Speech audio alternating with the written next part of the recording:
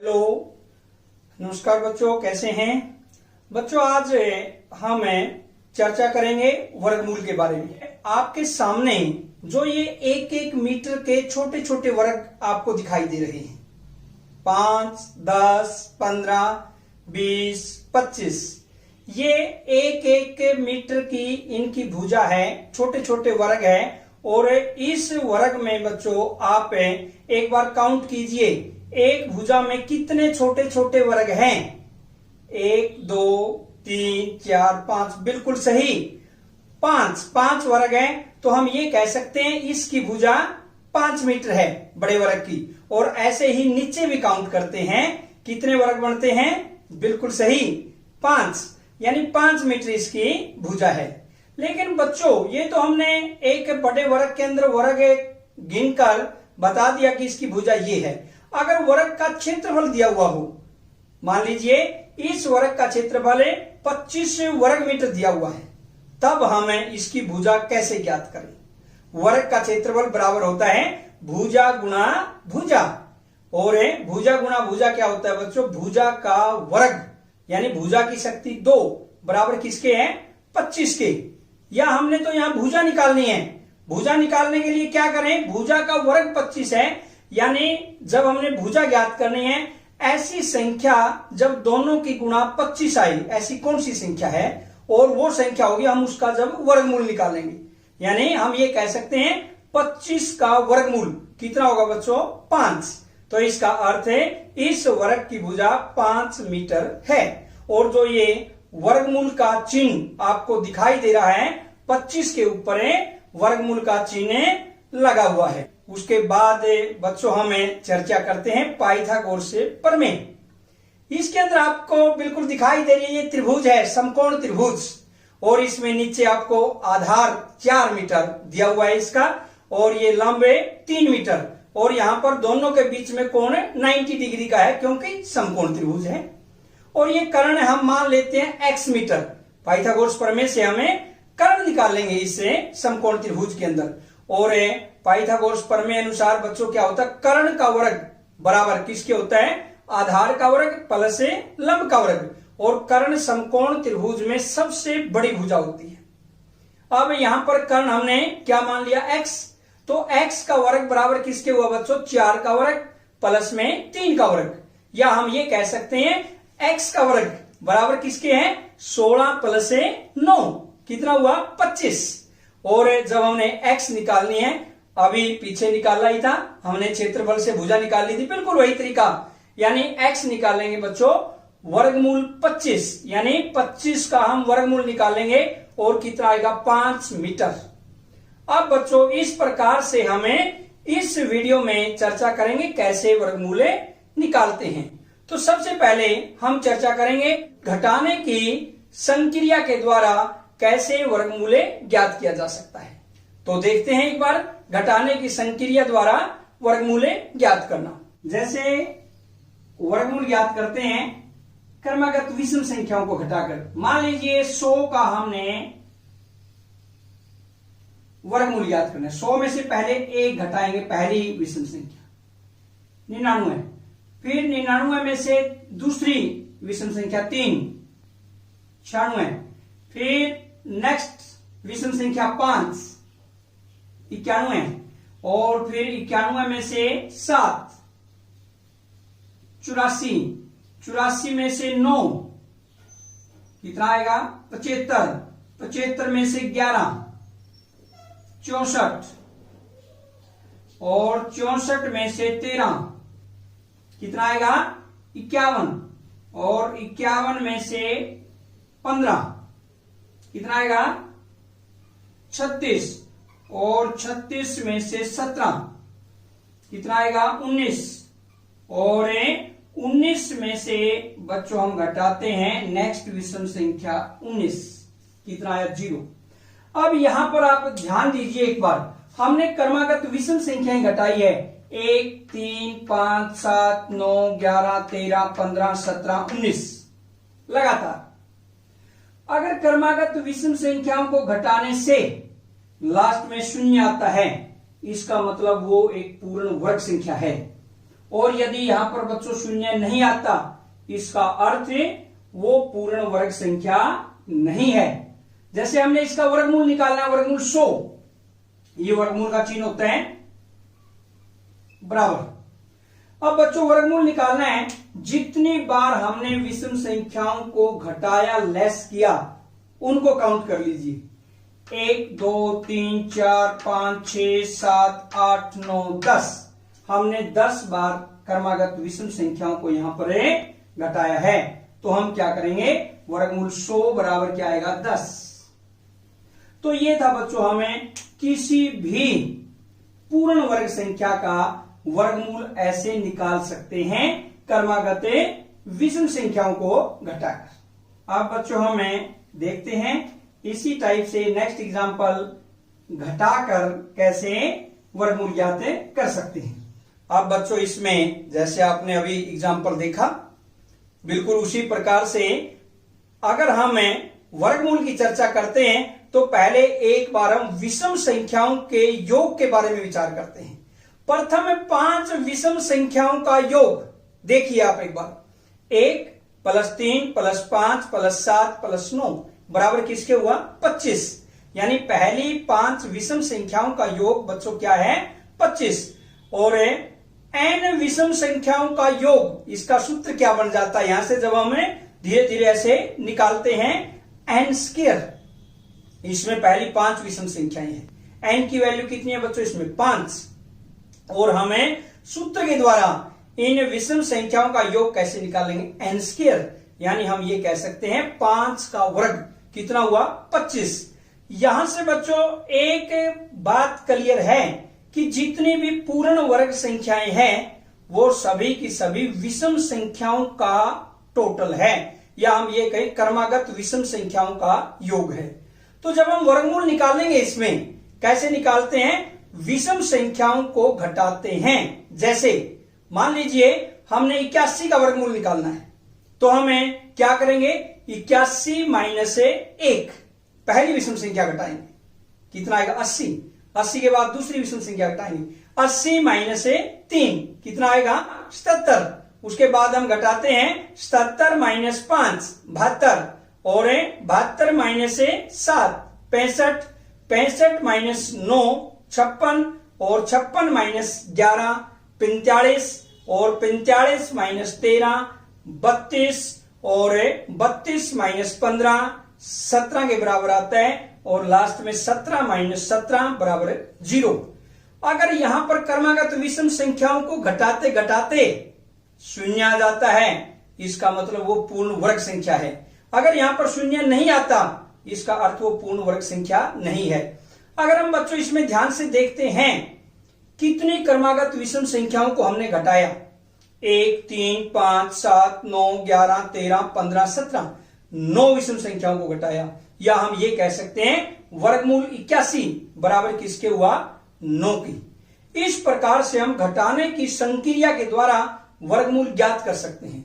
लेकिन बच्चों अगर संख्या थोड़ी सी बड़ी है तो उसमें अगर हम घटाएंगे, ऐसे घटाते घटाते बहुत टाइम लग जाएगा, तो ये वर्गमूल हमें उसे दूसरी विधि जो शॉर्ट विधि है, संक्षिप्त विधि है, उस पर चर्चा करेंगे कि वर्गमूल कैसे निकालें। और पहले बच्चों वर्गमूल होता क्या है, जैसे योग की प्रतिलोम संक्रिया घटाना होती है, यानी इसी प्रकार गुणा की प्रतिलोम संक्रिया भाग, और ऐसे ही बिल्कुल इसी प्रकार से वर्ग की प्रतिलोम संक्रिया क्या होती है, वर्गमूल। जैसे मान लीजिए 4 क्या होता है, 4 को हम 2 × 2 लिख सकते हैं, या क्या कह सकते हैं 2 की शक्ति 2, यानी 4 का वर्गमूल बच्चों कितना होगा, 2। यदि उसको 2 से ही गुणा कर दे फिर वो 4 आ जाता है। यानी हम कहें वर्ग और वर्गमूल आपस में प्रतिलोम संक्रियाएं है। ये बच्चों आपके सामने दिखाई दे रहा है, 1 से 100 तक की संख्याओं का वर्गमूल। जैसे 1 का वर्गमूल 1 है, 4 का वर्गमूल 2 है, 9 का वर्गमूल 3 है, 16 का वर्गमूल 4, ऐसे करते करते 100 का वर्गमूल है 10।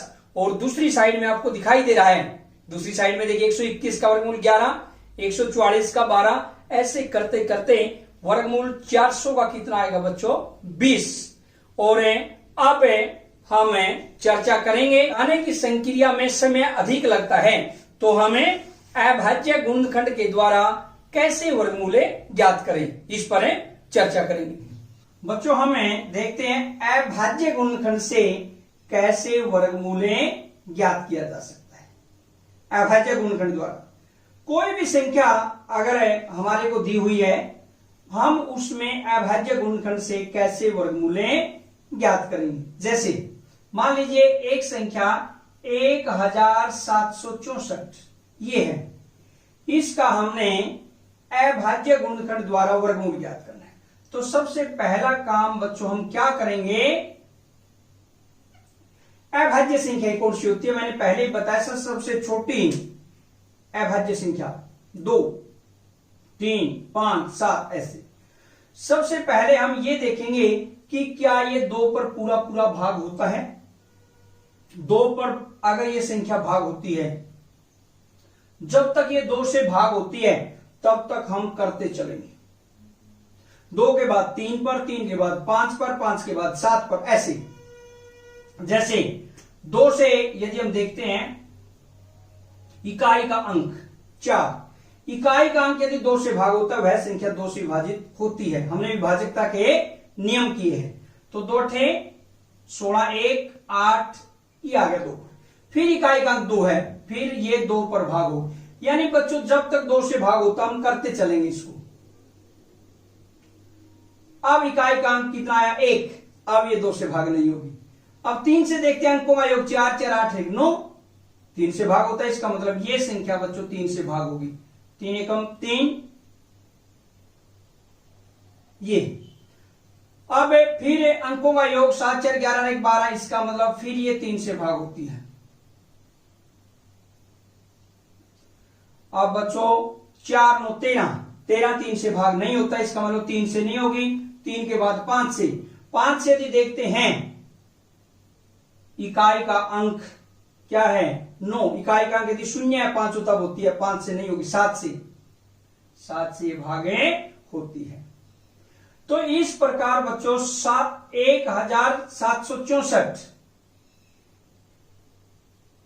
के जो अभाज्य गुणनखंड आए, यहां से हम शुरू कर देते हैं। 2 गुणा 2 गुणा 3 गुणा 3 गुणा 7 गुणा 7, ये यानी ये इसके हमने अभाज्य गुणनखंड है। 2 गुणा 2, 3 गुणा 3, 7 गुणा 7, ये 1764 के अभाज्य गुणनखंड है। या बच्चों हम इसको ऐसे भी लिख सकते हैं, बराबर गुणा में यदि आधार बराबर हो शक्तियां जुड़ जाती है, पावर ऐड हो जाती है, तो एक पावर यहां एक पावर यहां, इसको हम ऐसे भी लिख सकते हैं 2 की शक्ति 2, और इसका अर्थ वही होता है 2 गुणा 2। ऐसे ही हम इसको बच्चों ये लिख सकते हैं 3 की शक्ति 2, और यहां पर ऐसे ही हम इसको लिख सकते हैं 7 की शक्ति 2। यानी 1764 के अभाज्य गुणनखंड बच्चों ये हमारे पास हैं। अब हमने वर्गमूल निकालना है। जैसे बच्चों हमने पहले किया है, वर्गमूल में 4 है, अगर 4 का वर्गमूल निकालते हैं 2 गुणा 2, 2 की शक्ति 2 होता है, यानी जब पावर 2 में है वही उसका जो आधार होता है बेसिक, वही उसका वर्गमूल होता है। जैसे इसमें हमने वर्गमूल निकालेंगे 1764 बराबर 2 गुणा 3 गुणा 7, यानी हम ये कह सकते हैं जो पूरे पूरे जोड़े बनते हैं। क्या है बच्चों, जो पूरे पूरे जोड़े बनते हैं। जैसे एक ये बना 2 की पावर 2 में एक ये बना और एक ये बन जाता है, ये क्या होता है इसका वर्गमूल, या हम कह सकते हैं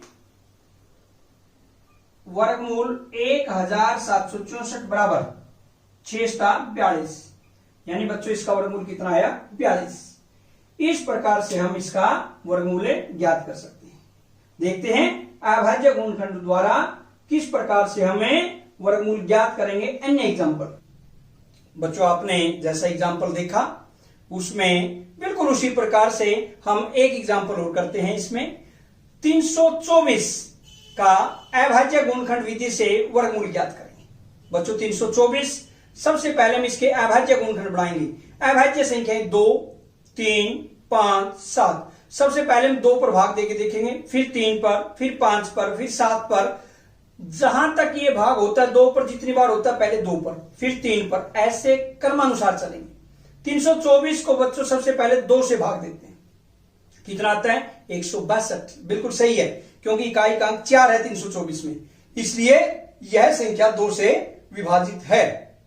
162 को बच्चों फिर 2 से भाग करते हैं, कितना आएगा? 81। 81 2 से भाग नहीं होता, क्यों? क्योंकि 81 में जो इकाई का अंक है वो 1 है, और जब तक इकाई का अंक 2 से भाग ना हो वह संख्या 2 से विभाजित नहीं होती। 81 में अंकों का योग देखिए, 8 और 1 9, 9 3 से भाग होता है, इसका अर्थ ये संख्या 3 से विभाजित है। 3 से भाग देंगे 81 को, कितना आएगा बच्चों? 27। और फिर 27 को फिर अंकों का योग 9 है, फिर 3 से भाग देते हैं, 3 निमा 27, फिर 9 को 3 से भाग करते हैं, 3 तिया 9। इस प्रकार से बच्चों अगर हम देखते हैं 324 के अभाज्य गुणनखंड क्या हुए? 2 गुणा 2 गुणा 3 गुणा 3 गुणा 3 गुणा 3, या हम इसको कह सकते हैं 324 बराबर 2 की शक्ति 2 गुणा 3 की शक्ति 2 गुणा 3 की शक्ति 2, या हम इसका वर्गमूल निकालना चाहें तो वर्गमूल 324 बराबर 2 गुणा 3 गुणा 3, क्योंकि जिस जिसकी पावर 2 है, 2 के जोड़े बना लेते हैं बच्चों। जैसे 2 की शक्ति 2 का मतलब 1 जोड़ा, 3 की शक्ति 2 का मतलब 1 3 का जोड़ा, और 3 की शक्ति 2 का मतलब 1 3 का फिर जोड़ा, या हम कह सकते हैं 2 गुणा 3 गुणा 3, यानी वर्गमूल 324 बराबर किसके हुआ? 18 की। यह था आपका अभाज्य गुणनखंड विधि से वर्गमूल ज्ञात करना। बच्चों अगर अभाज्य गुणनखंड विधि में भी अगर संख्या बहुत ज्यादा बड़ी है तो हमें अभाज्य गुणनखंड बनाने में भी समय बहुत अधिक लगता है, और उसके बाद हमें चर्चा करेंगे भागफल विधि से वर्गमूल कैसे ज्ञात करें। तो देखिए एक एग्जांपल। अब बच्चों हम देखते हैं भागफल विधि से कैसे वर्गमूल ज्ञात करते हैं। जैसे मान लीजिए हमारे पास एक संख्या है 529, इसका वर्गमूल ज्ञात करना है।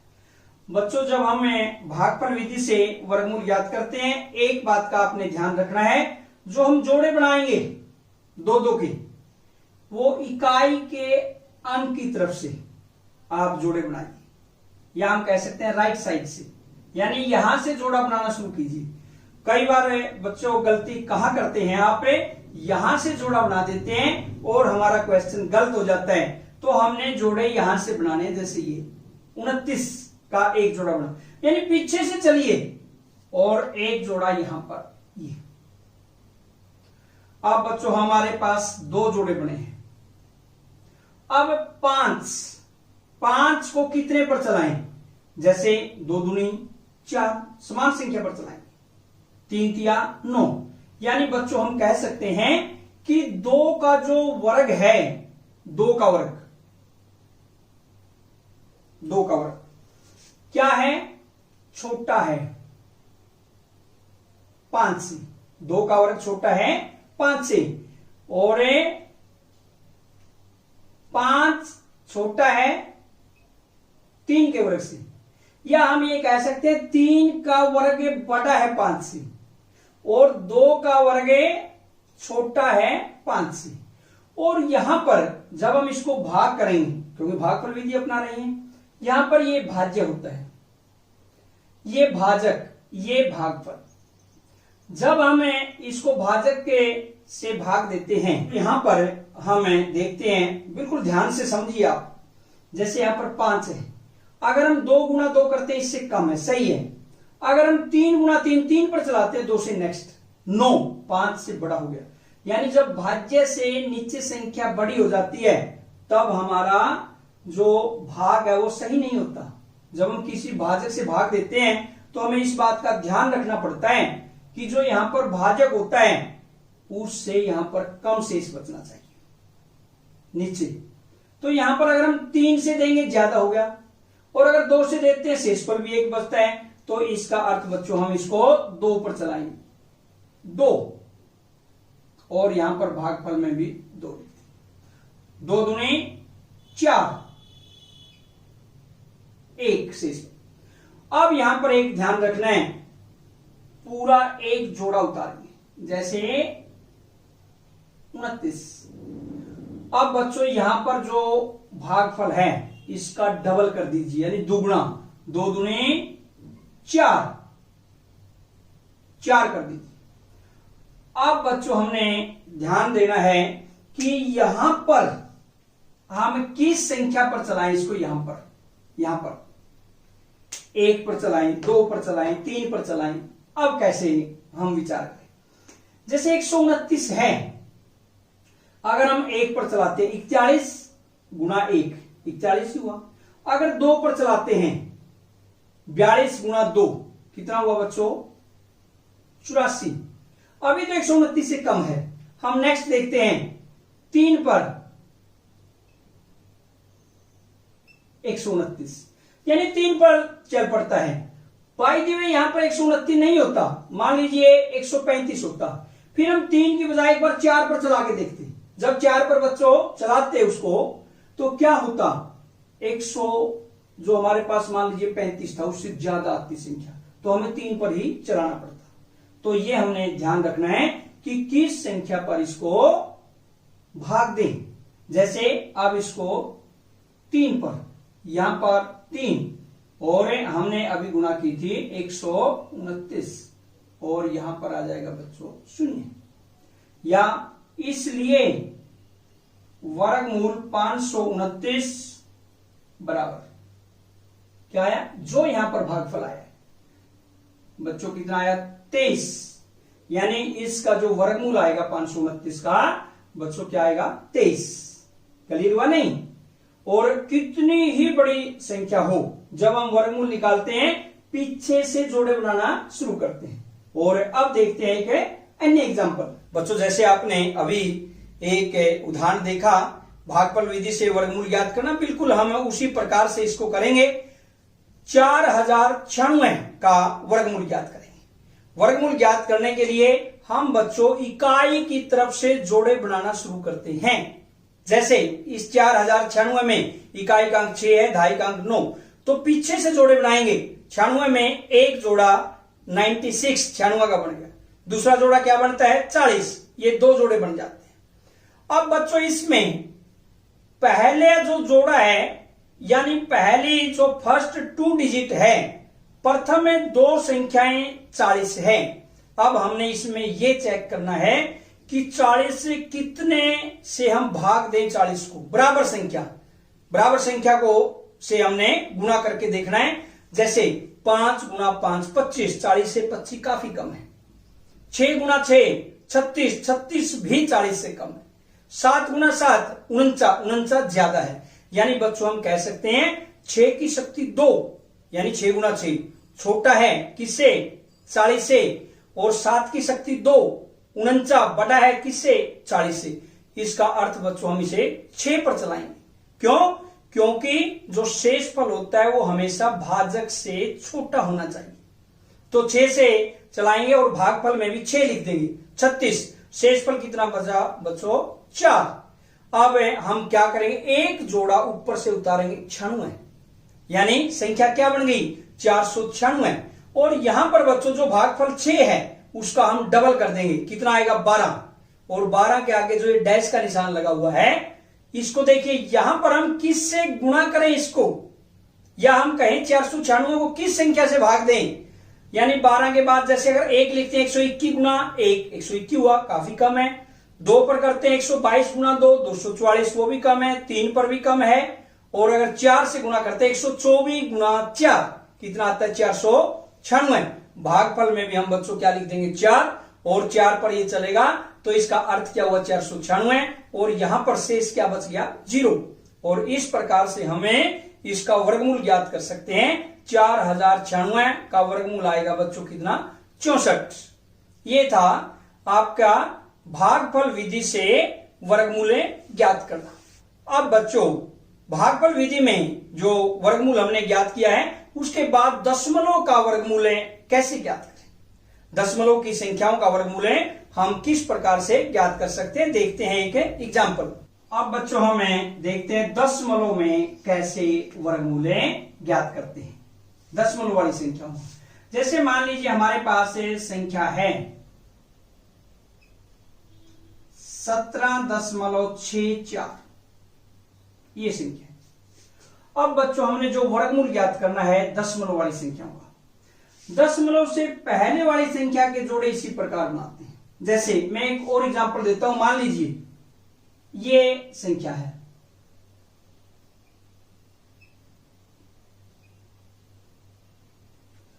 इसके हमने जोड़े बनाने हैं, वर्गमूल निकालना है। कैसे निकालेंगे?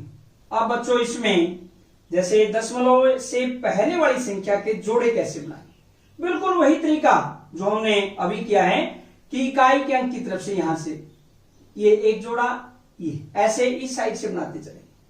और जो दशमलव के बाद वाली संख्या है उसके जोड़े कैसे बनाएं? दशमलव के बाद जो पहला दशांश है यहां से शुरू करना है, इसमें ये ध्यान रखना है। जैसे ये यहां से बनाएंगे इसका एक जोड़ा, ये ध्यान दीजिए। नेक्स्ट जोड़ा ये जब अधूरा है तो हम यहां पर शून्य लगा देते हैं, ऐसे जोड़ा बन जाता है। अगर ये पूरी संख्या होती एक जोड़ा बन जाता, दो संख्याएं होती। क्यों? शून्य लगाने से बच्चों इस पर कोई फर्क नहीं पड़ा। दशमलव के बाद यदि शून्य है और उसके आगे कोई अंक नहीं है तो उससे कोई फर्क नहीं पड़ता, तो इसलिए हम इस जोड़े को पूरा कर देते हैं और यहां पर शून्य लगा देते हैं। इस प्रकार से हमें दशमलव वाली संख्याओं के जोड़े बनाकर ऐसे ही वर्गमूलें ज्ञात करते हैं। जैसे इसमें जोड़े बनाएंगे बच्चों, एक यहां पर बन गया और एक यहां पर, बिल्कुल वही तरीका। 3 का वर्ग 9 है, 3 गुणा 3। 4 का वर्ग है बच्चों कितना होगा? 16। और 5 का वर्ग, यानी हम ये कह सकते हैं 4 का वर्ग छोटा है, 4 का स्केयर इज लेस देन, छोटा है 17 से, और 17 छोटा है 5 के स्केयर से, यानी 5 का स्केयर बड़ा है 17 से। यानी 4 पर अगर हम चलाएं तो इससे छोटी संख्या आती है। अगर 5 पर हम इसको भाग करते हैं तो 17 से बड़ी संख्या हो जाती है। इसलिए हम बच्चों इसको 4 से विभाजित करेंगे, 4 पर 4 से भाग दिया 16। अब यहां पर 1 बच जाता है, और मैंने पहले बताया दशमलव के बाद वाली संख्या शुरू हो जाती है, सबसे पहले हम यहां पर दशमलव लगा देते हैं और एक पूरा जोड़ा उतारते हैं। जैसे ये बिल्कुल वही तरीका बच्चों, जैसे यहां पर 4 है, भागफल इसका डबल कर देते हैं 8। अब वही कि यहां पर कितने से विभाजित करें, कितने से भाग दें, 1 से, 2 से, 3 से, कितने से भाग दें? तो हमें क्या करें? पहले मान लीजिए 1 से देखते हैं, 81 गुणा 1 81। 2 पर देखते हैं, जैसे 164 पूरा आ जाता है। तो इसका अर्थ बच्चों क्या हुआ? 2 पर चलेगा। अगर ये नहीं चलता 3 पर। ऐसे ही हमें भाग देके देख लेते हैं कि किस पर ये पूरा पूरा विभाजित होता है। जैसे ये कितने पर चलेगा? हमें 2 पर, और यहां पर 2, और ये बच्चों यहां पर 0। तो इसलिए 17.64 का वर्गमूल बच्चों कितना होगा? यहां पर देखिए भागफल में कितना है? 4.2 ये आता है। इसका वर्गमूल 17.64। तो बच्चों इस टाइप का एक अन्य एग्जाम्पल देखते हैं। बच्चों आपने अभी जो एग्जाम्पल देखा दशमलव का, बिल्कुल उसी प्रकार से हम इसका वर्गमूल निकालेंगे दशमलव वाली संख्या 12.25। दशमलव से पहले जो संख्याएं हैं पूर्ण संख्याएं, वही तरीका इकाई के अंक से आप जोड़े बनाते चलिए।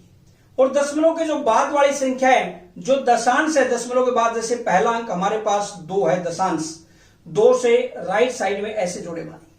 इसमें बच्चों एक 12 का जोड़ा बनता है, एक है 25।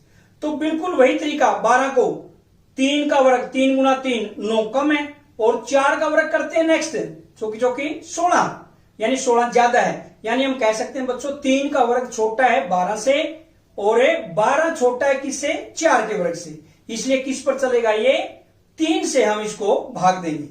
यहां पर है 3 गुणा 3 यानी कितना आया 9। 12 में से हमने 9 घटा दिया बच्चों, कितना बचता है 3, और भागफल में हमने 3 लिख दिया। अब हम एक जोड़ा उतारते हैं, पूरा जोड़ा उतरेगा वर्गमूल में 25। संख्या कितनी बन जाती है 325। और वहां पर जहां में भाजक लिखते हैं, जिस संख्या से भाग देना है, जो भागफल आपका 3 उसका डबल हो जाता है। यहां पर कितना बन गया, यहां पर 6।